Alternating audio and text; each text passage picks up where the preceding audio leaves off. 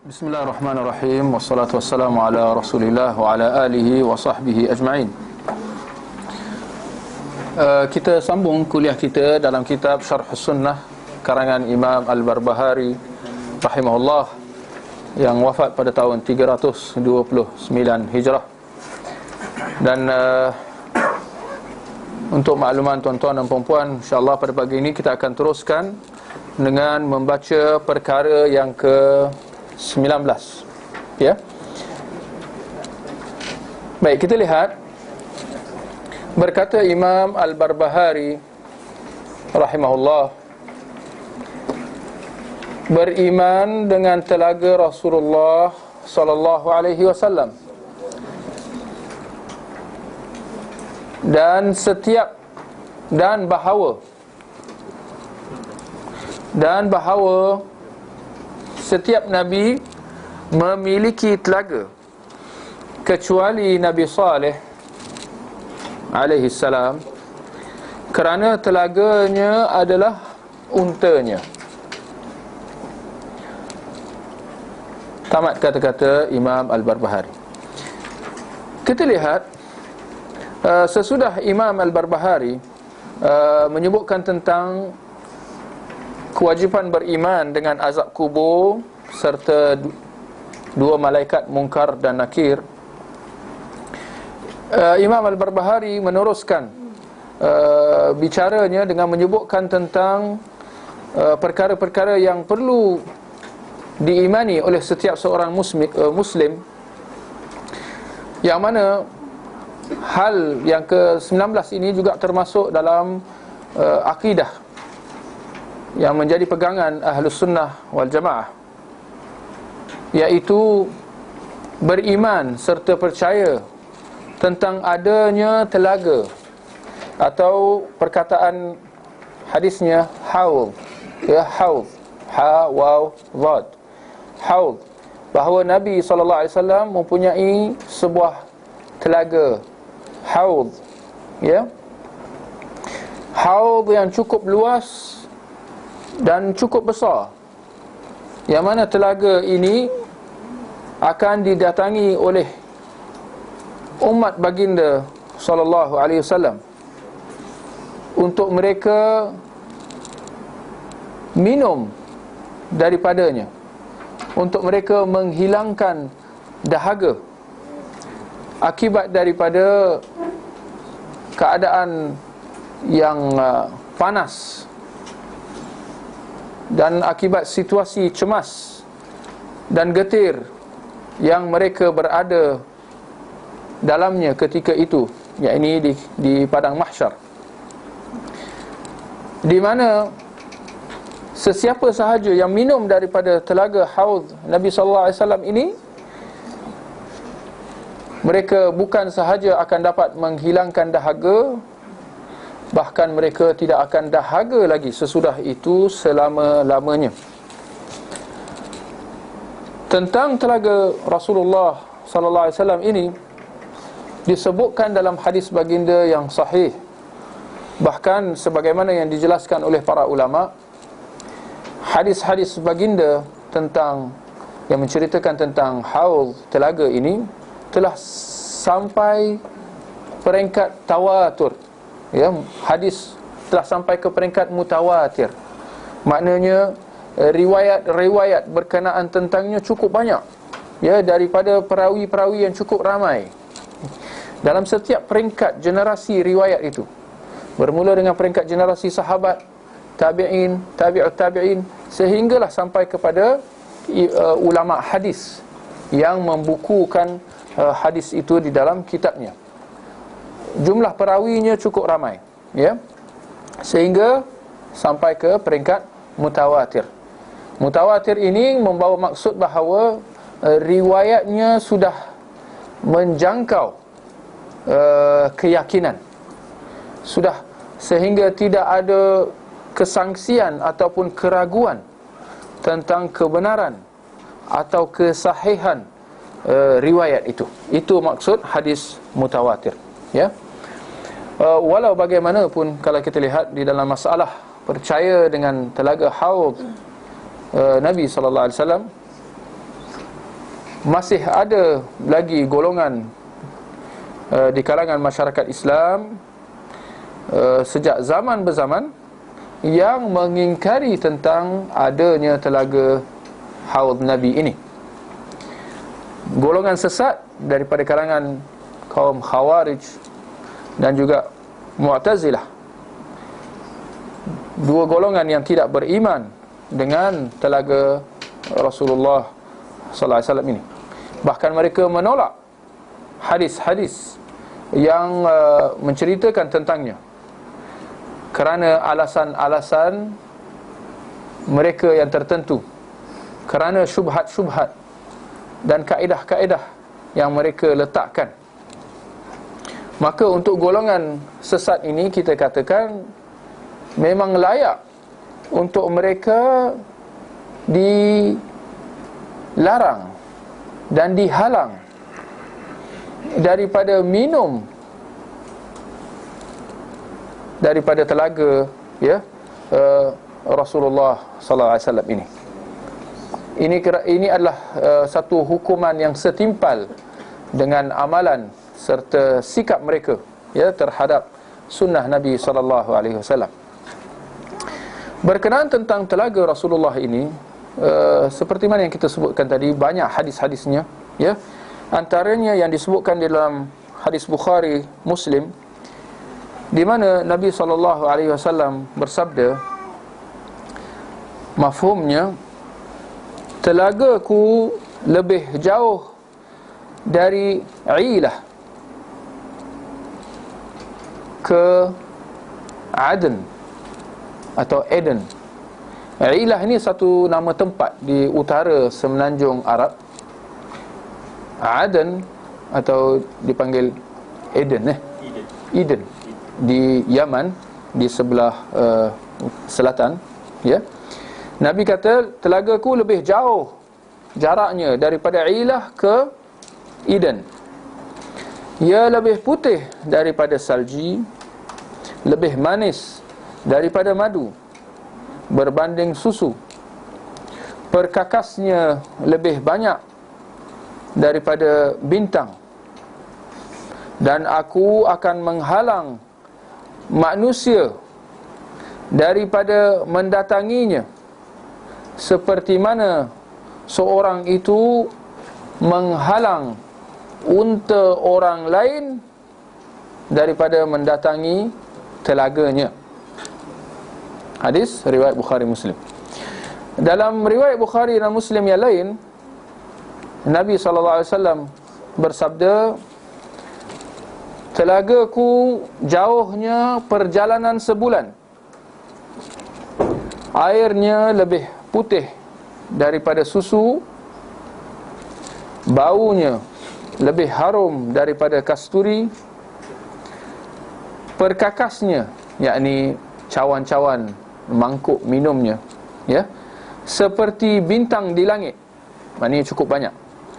Barang siapa minum daripadanya, tidak akan dahaga sesudah itu selama-lamanya. Nabi dalam riwayat yang pertama yang kita bacakan tadi, Nabi kata, aku akan menghalang manusia daripada mendatanginya. Bukanlah Nabi menghalang secara mutlak. Sebaliknya, sebagaimana hadis yang akan kita bacakan ini selepas ni, Nabi menghalang segolongan manusia daripada umat baginda, daripada minum daripada telaga haud Nabi sallallahu alaihi wasallam ini. Hal ini disebutkan dalam riwayat yang ketiga yang kita bacakan di sini daripada Bukhari dan Muslim, di mana Nabi sallallahu alaihi wasallam bersabda, ana faratakum 'alal haud. Aku akan mendahului kalian ke telaga haud. Faman syariba minhu, atau faman waradahu syariba min. Barang siapa yang mendatanginya, dia akan minum daripadanya. Wa man syariba min lam yadhma ba'dahu abada. Dan barang siapa yang minum daripadanya, dia tidak akan merasa dahaga sesudah itu selama-lamanya. La yarida alayya aqwamun a'rifuhum wa ya'rifuni. Akan datang kaum yang aku kenal dan mereka kenal aku. Nabi kenal mereka dan mereka kenal Nabi. Thumma yuhalu baini wa bainahum. Tetapi setelah itu dihalang antara aku dan mereka. Ada penghalang, menghalang untuk mereka terus mendekati Nabi, mendekati haul telaga Nabi. Fayuqal, maka dikatakan kepadaku, innaka la tadri ma baddalu ba'dak. Sungguh engkau, wahai Rasulullah, engkau tak tahu apa yang mereka telah tukar ganti selepas pemergian engkau. Fa'aqul suhqan suhqan liman baddala ba'di. Maka aku katakan kepada mereka, suhqan suhqan, jauh jauh, liman baddala ba'di, buat mereka yang telah menukar ganti setelah pemergian aku. Kita lihat hadis ni. Nabi sebutkan tadi, akan datang kaum yang Nabi kenal mereka dan mereka kenal Nabi. Ya. Timbul persoalan di sini, siapakah kaum ini? Bagaimana mereka kenal Nabi? Dan bagaimana Nabi kenal mereka? Adakah mereka sahabat? Jawapannya tidak. Kerana jumlah yang berikutnya menjelaskan. Kerana Nabi, ternyata mereka yang Nabi kenal dan mereka kenal Nabi, mereka terhalang. Bahkan Nabi menghalang mereka. Atas alasan apa? Kerana mereka nukar ganti selepas pemergian Nabi. Dan hal ini secara yakin dan pasti bukan sahabat. Kerana mereka, seperti mana sejarah telah menunjukkan, mereka tidak menukar ganti agama Nabi SAW. Bahkan mereka lah yang memelihara dan menjaganya. Dan Al-Quran dan hadis yang ada di depan kita menjadi buktinya. Ya. Bahkan mereka lah orang yang sangat patuh dan sangat tunduk dan sangat mengamalkan sunnah Nabi SAW tanpa sebarang tokok tambah, kan? Ini sejarah, satu yang tidak boleh diubah. Maka timbul persoalan, siapakah golongan ini? Mereka kenal Nabi dan Nabi kenal mereka. Bagaimana? Sedangkan Nabi, kalau bukan sahabat, maknanya selain daripada sahabat. Kalau selain daripada sahabat, apa maknanya? Orang yang datang selepas kewafatan Nabi SAW. Kerana orang yang jumpa Nabi dan Nabi jumpa mereka, mereka saling nampak, itu sahabat. Orang yang tak jumpa Nabi ni, yang datang selepas kewafatan Nabi, ini bukan cerita tentang orang sufi yang boleh jumpa Nabi dalam majlis zikir mereka. Itu memang cakap dongeng dan batil. Ya. Jadi siapakah golongan ini? Kenapa mereka kenal Nabi? Dan bagaimana pula Nabi kenal mereka? Kita katakan di sini terdapat petunjuk kuat bahawa mereka ini adalah daripada kalangan umat Nabi SAW sendiri. Satu. Kedua, mereka ini adalah orang Islam. Orang Islam. Kerana mereka kenal Nabi dan Nabi kenal mereka. Hal ini disebutkan dalam sebuah hadis yang lain, yang barangkali tidak berkaitan tapi boleh membantu kita dalam memahami hal ini. Diriwayatkan dalam Bukhari Muslim, Nabi sallallahu alaihi wasallam bersabda, "Inna ummati yud'auna yaumal qiyamah ghurran muhajjalin." Umatku akan dipanggil, yakni dibangkitkan di padang mahsyar kelak pada hari kiamat, dalam keadaan wajah dan hujung anggota tangan dan kaki mereka bercahaya. Min atharil wudu, kesan daripada wudu. Nabi kata apa? Umatku akan dibangkit, akan dipanggil pada hari kiamat dalam keadaan wajah dan hujung anggota, tangan dan kaki. Hujung anggota daripada siku ke hujung tangan, dan kaki sehingga ke buku lali, kesan daripada wudu. Hadis ini kalau kita lihat menuntut kita supaya menjaga wudu kita. Secara tidak langsung jaga solat kita. Orang yang tak solat dia takkan wudu. Dan orang yang wudu tapi tak solat pun tak kurang parahnya. Jadi dia kena wudu dan dia kena jaga solat. Dengan wudu itu dia akan mendapat cahaya. Barangkali kita tak tahu apa signifikan cahaya ni, tapi apa yang pasti kita kata setiap yang Nabi sebutkan itu ada signifikannya, ada maksud yang tersiratnya, dan ada hikmah, dan ada pentingnya. Cuma kita tak faham barangkali. Tangan, wajah dan hujung tangan kaki bercahaya. Mungkin ada yang kata, so what? Kita kata jangan begitu. Paling tidak kalau kita nak faham, ya, kerana kita bercerita tentang benda gaib, benda yang kita tak nampak. Apa yang kita dapat faham adalah sekadar apa yang disebutkan dalam hadis, di mana antara yang disebutkan di akhirat kelak adalah pada suatu ketika keadaan itu manusia itu akan berada dalam keadaan kegelapan. Ada dalam satu ketika di akhirat, di padang mahsyar, seorang itu akan berdepan dengan keadaan yang cukup gelap, khususnya ketika merentasi titian sirat. Titian sirat, titian orang panggil, bukan titian silaturahim, itu dah lain. Ada yang kata titian siratul mustaqim, itu pun boleh mengelirukan jugalah. Siratul mustaqim yang kita baca dalam surah Al-Fatihah itu lain. Itu jalan yang lurus, maknanya jalan pedoman hidup kita di dunia, yang perlu berteraskan Al-Quran dan Sunnah sejajar dengan pemahaman salafus salih. Ya, itu siratul mustaqim. Tapi ini titian sirat. Nak panggil apa tak tahulah, kata dalam bahasa Melayu kita kata titian sirat lah, yang merentasi api neraka di bawahnya untuk menuju ke syurga. Di mana ada perbincangan dalam tentang masalah ni. Tetapi apa yang dapat kita katakan di sini adalah golongan munafik, golongan orang-orang ahli bid'ah, maksiat, yang tidak mendapat keampunan ataupun syafaat, mereka akan gugur, mereka akan tersungkur, tergelincir daripada titian sirat itu.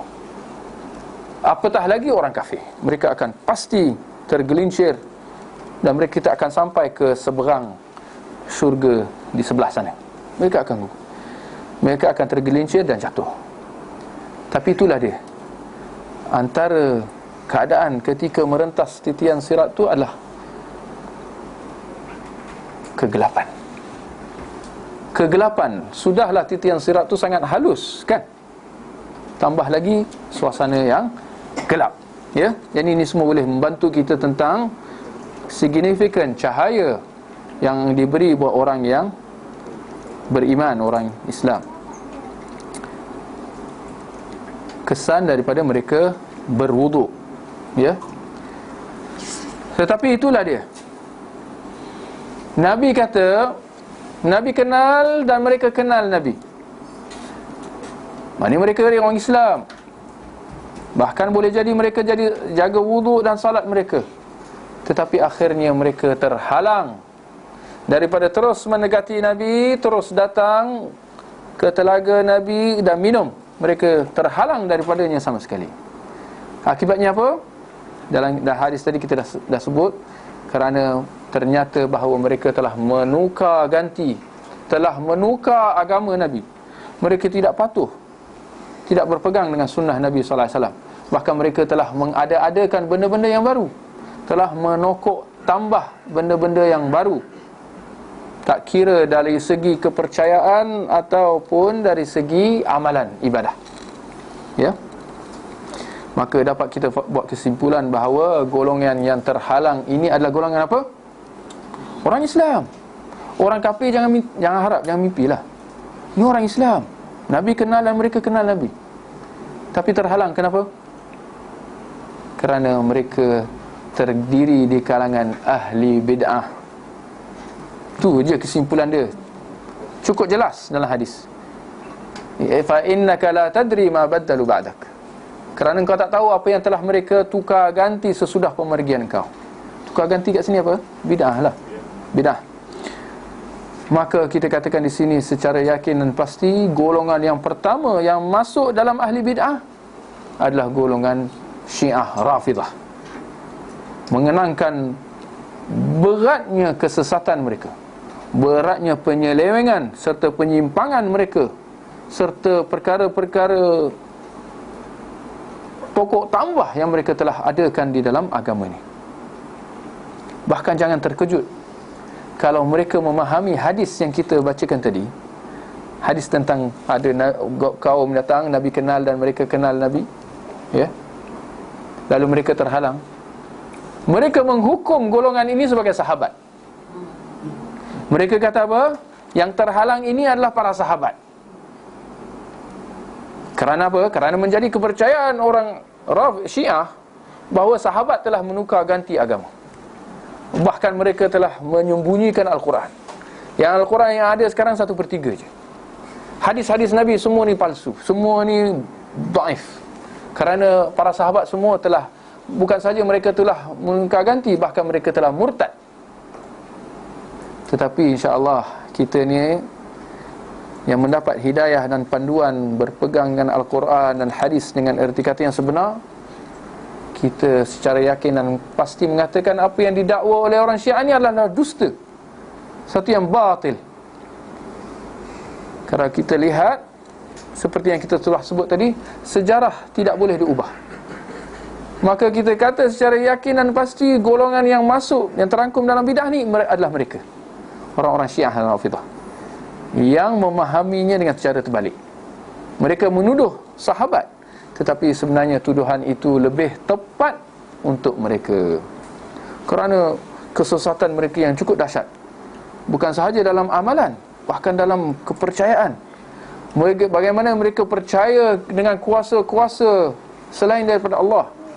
Orang-orang Syiah Rafidah ni mereka boleh menyeru selain daripada Allah, syirik yang cukup nyata. Mereka boleh percaya bahawa syekh yang ada serban putar alam 7-8 kali lipat, syekh ini berkuasa di dunia. Syekh ini boleh tahu apa yang ada di ghaib.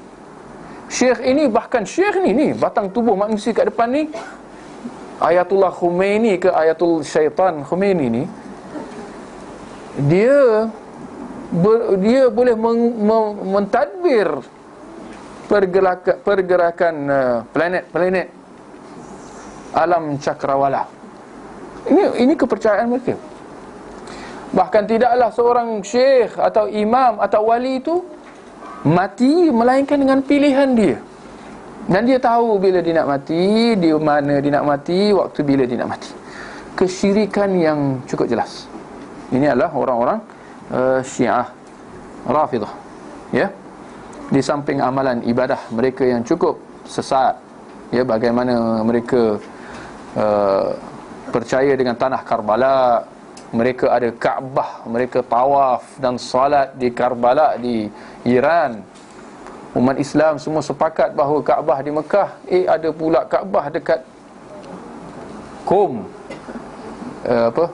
Bandar Qum, Qaf Mim, Qum. Jangan pergi kat situ. Ada pula nak pergi buat tawaf umrah haji kat situ pula.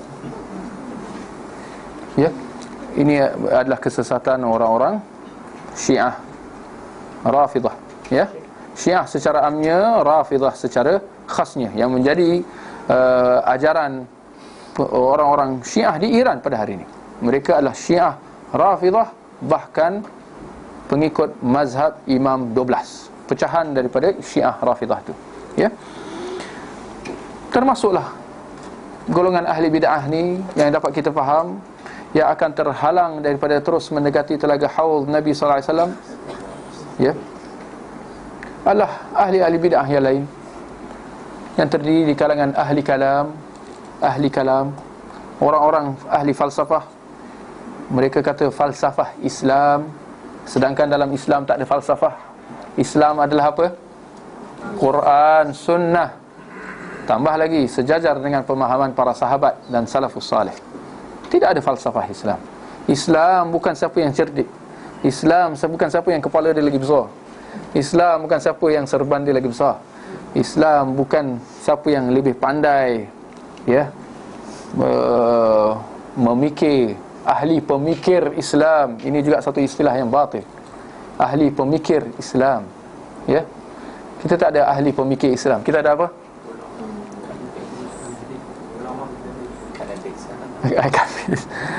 Kita ada sunnah, ahli sunnah yang ikut sunnah Nabi. Ini kita ada. Ahli pemikir ini orang-orang yang menyimpang, ya, yang termasuk di kalangan ahli bid'ah, ya, ahli kalam, ya, orang-orang Jahmiyah, Mu'tazilah, bahkan termasuklah Asy'ariyah dan Maturidiyah, kerana mereka mentafsirkan ayat Al-Quran ikut kefahaman akal mereka. Bahkan menjadi kaedah mereka bahawa kalau bertembung nas Al-Quran dan hadis dengan akal mereka, mereka akan mendahulukan akal. Bahkan menjadi akidah mereka, kepercayaan, prinsip, kaedah mereka bahawa kalau berlaku percanggahan, akal didahulukan. Maka Al-Quran dan hadis perlu diselarikan dengan akal. Perlu diselarikan dengan akal mereka. Bukan akal perlu tunduk kepada Al-Quran dan hadis. Mereka terbalikkan kaedah itu, ya. Termasuklah, ya, dalam di kalangan ahli bid'ah ini siapa lagi? Orang-orang sufi dan segala pecahan dan cabang mazhab dan tarikat-tarikatnya. Ini kita perlu, kita kena faham betul-betul. Jangan kita kata tak apa, mereka ada cara mereka, kita dengan cara kita. Tak ada. Islam ini adalah satu cara yang satu. Agama Islam adalah satu jalan yang lurus, yang hari-hari kita baca dalam salat, ihdinas siratal mustaqim. Tunjukkan aku jalan yang lurus. Dan kita kena fahamlah, jalan lurus ni satu lane. Bukan highway ada 2 lane, 3 lane, 4 lane. Tak. Tak apa, kita berbeza cara, tetapi insya-Allah destinasi kita sama. No. Kalau sudah cara lain, masakan dia boleh bersama, ya? Jalan tu lurus, seperti manalah hadis, ada pun cabang-cabang yang menyimpang daripada jalan yang lurus tu, ia tidak lain dan tidak bukan ada syaitan-syaitan yang mengajak, yang menyeru kepadanya.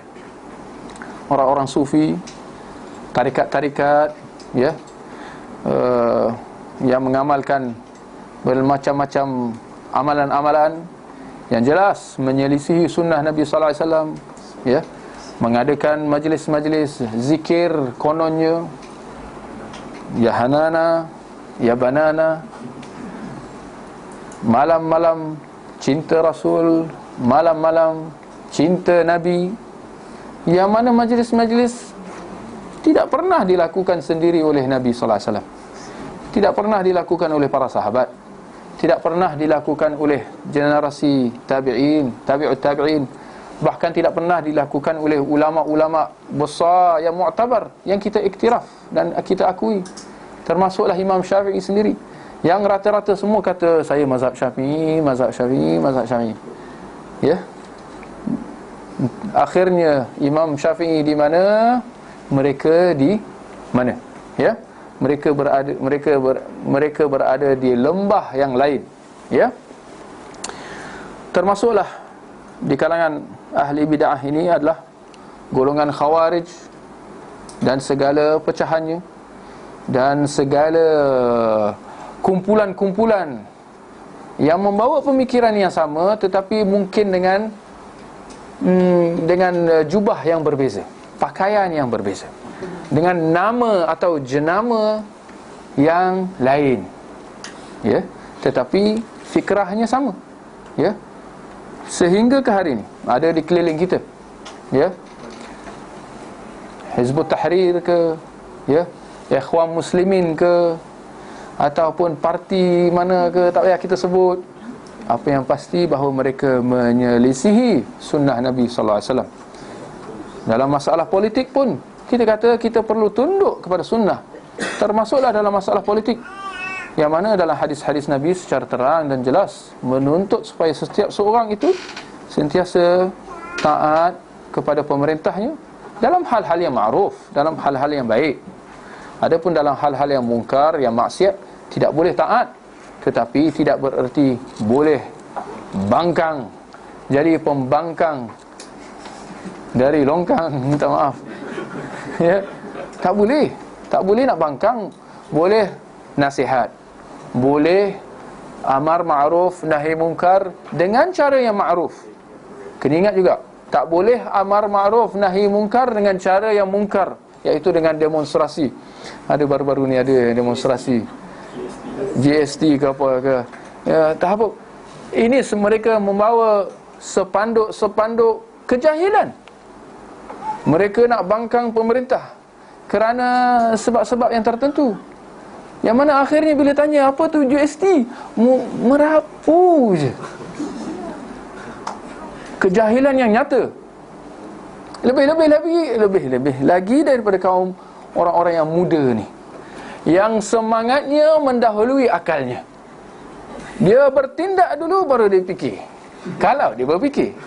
Yang mana mungkin kita kata rata-rata mereka tidak menggunakan apa yang Allah berikan di antara kedua telinga mereka. Ya, orang-orang Khawarij, ya, dan berbagai-bagai lagi, ya, kumpulan-kumpulan, ya, firqah-firqah yang menyimpang daripada jalan salafus salih. Ya. Adapun tentang kenyataan Imam Al-Barbahari tadi, kita tengok perkara yang ke-19 tadi, ya, dan bahawa setiap nabi memiliki telaga, ya, sehingga ke ucapan ni, hal ini benar, ya, bahawa setiap nabi memiliki telaga, ya, seperti mana dalam sebuah hadis yang hasan ataupun sahih, ya, daripada riwayat Imam At-Tirmidzi, sebagaimana yang dihukum oleh Syekh Al-Albani rahimahullah, di mana Nabi SAW bersabda, setiap nabi mempunyai telaga. Mereka semua berbangga-bangga dengan siapa yang lebih ramai yang minum daripada telaga mereka, dan aku berharap telaga aku paling ramai orang yang mendatanginya. Ya. Jadi hadis tu secara jelas menunjukkan bahawa para nabi semua ada telaga, ya. Bahkan semua nabi akan berbangga dengan jumlah orang yang ramai yang datang kepada telaga dia. Dan Nabi kata apa? Aku berharap agar telaga akulah yang paling ramai orang mendatanginya. Semoga kita tergolong di kalangan mereka yang diberikan nikmat untuk minum daripada telaga Nabi sallallahu alaihi wasallam. Ya. Adapun jumlah yang terakhir kenyataan Imam Al-Barbahari, iaitu kecuali Nabi Saleh alaihi salam, kerana telaganya adalah unta, ya. Jumlah ini kalau kita lihat, dia ada sandarannya kepada hadis yang menyatakan begitu, bahawa kecuali Nabi Saleh tetapi telaga dia adalah untanya. Kisah yang berlaku kepada Nabi Saleh sallallahu alaihi wasallam, di mana Nabi Saleh kisahnya dengan umatnya, ya. Walau apa pun hadis ini tidak sabit. Bahkan para ulama hadis, antara Imam Ibn Al-Jawzi, menghukum hadis bahawa telaga Nabi Saleh adalah untanya sebagai hadis yang maudhu', palsu, ya. Maka jumlah ini kita tidak boleh menerima dan beriman dengannya. Jumlah terakhir daripada kenyataan Imam Al-Barbahari itu kita kena ketepikan, ya. Bahkan Syekh Al-Albani rahimahullah, dia memberikan satu faedah, mengatakan bahawa Imam Al-Barbahari ketokohannya diakui, ilmunya diakui, bahkan dia di kalangan ulama yang mu'tabar, ulama besar.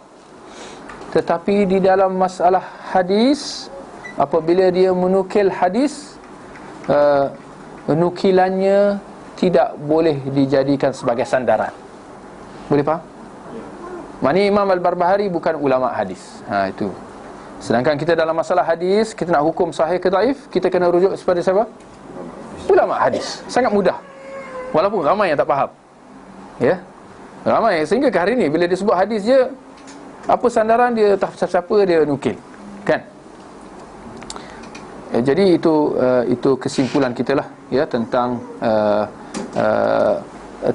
rangkap yang terakhir daripada ucapan Imam Al-Barbahari itu, dan tentang kedudukan Imam Al-Barbahari itu, bahawa beliau adalah seorang ulama, seorang tokoh, ya, tetapi dalam masalah hadis dia tidak boleh dijadikan sebagai sandaran. Tetapi hal ini tidak bererti sama sekali kita tidak hormat kepada dia, tetapi kita tetap hormat, cuma kita bersikap adil dan tidak melampau batas, ya. Baik, saya ingat cukup sekadar itu. Kalau ada sebarang pertanyaan sebelum kita akhiri kuliah kita.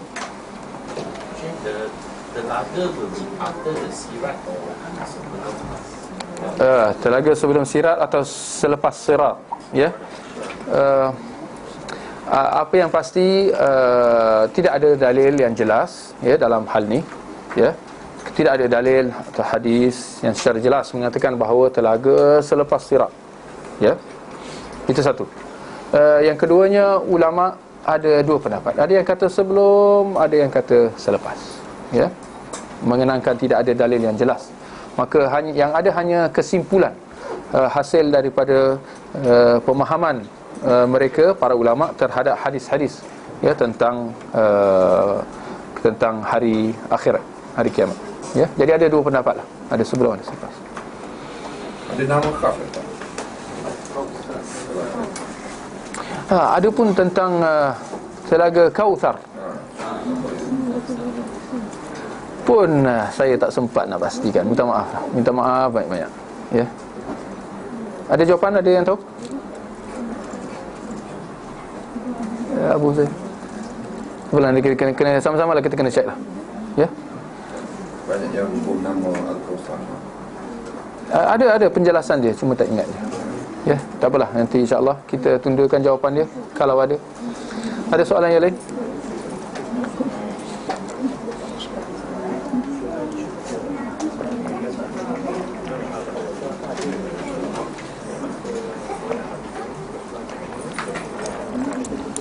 Baik, kalau begitu kita akhiri dengan tasbih kafarah. Subhanakallahumma wa bihamdik, asyhadu an la ilaha illa ant, astaghfiruka wa atubu ilaik. Wa sallallahu ala nabiyyina Muhammad wa ala alihi wa sahbihi ajma'in.